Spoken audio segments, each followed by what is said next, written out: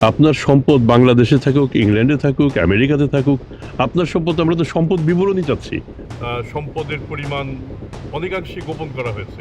বাংলাদেশের রাজনীতিতে নির্বাচনী হলফনামা এখন আর স্বচ্ছতার দলিল নয়, বরং এটি হয়ে দাঁড়িয়েছে আইনি প্রক্রিয়ায় ডাহা মিথ্যেকে প্রতিষ্ঠিত করার এক নির্লজ্জ হাতিয়ার।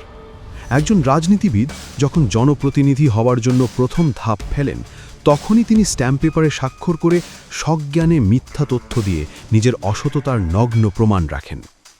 অনুসন্ধানী সাংবাদিক জুলকারনাইন সায়েরের সাম্প্রতিক এক বিশ্লেষণে উঠে এসেছে এই গভীর সংকটের কদাকর চিত্র।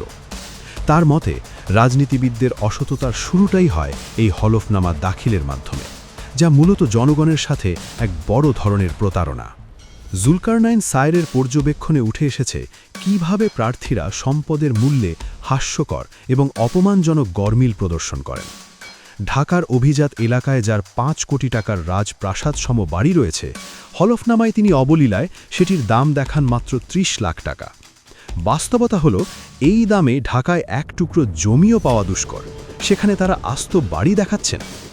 একইভাবে ৩ কোটি টাকার বিলাসবহুল ফ্ল্যাটের দাম দেখানো হয় মাত্র ৭০ লাখ টাকা। এটি কি নির্বাচন কমিশনের সাথে মশকরা, নাকি জনগণের বুদ্ধিমত্তার প্রতি বৃদ্ধাঙ্গুলি প্রদর্শন? কেবল স্থাবর সম্পত্তির নয়, অস্থাবর সম্পত্তির হিসাবেও থাকে চুরির মহোৎসব।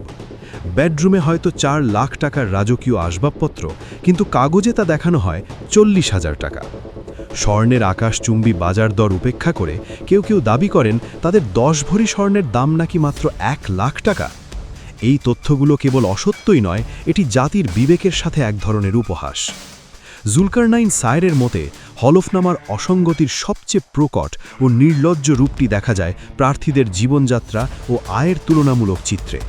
তিনি ক্ষোভের সাথে উল্লেখ করেছেন, যিনি কোটি টাকার প্রাডো গাড়ি ছাড়া রাস্তায় নামেন না, প্রতি সপ্তাহে ৫ তারকা হোটেলে পরিবার নিয়ে ডিনার করেন এবং প্রতি ২-৩ মাস পর পর বিদেশ ভ্রমণে যান, হলফনামায় দেখা যায় তার বাৎসরিক আয় মাত্র ৩ লাখ টাকা।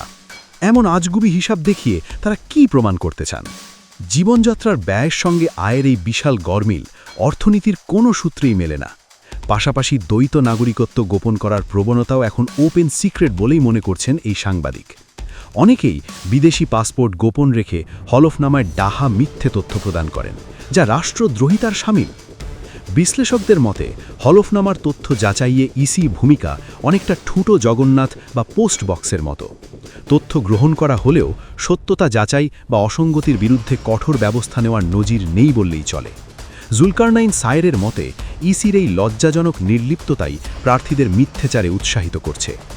রাজনীতির শুরুতেই এই ভয়াবহ অসততা ভবিষ্যতে প্রাতিষ্ঠানিক দুর্নীতির পথ প্রশস্ত করে। তাই দুর্নীতির মূল উৎপাটনে হলফনামায় স্বচ্ছতা নিশ্চিত করা অপরিহার্য, নতুবা রাজনীতি কেবলই মিথ্যার ব্যাসাতি হয়ে থাকবে।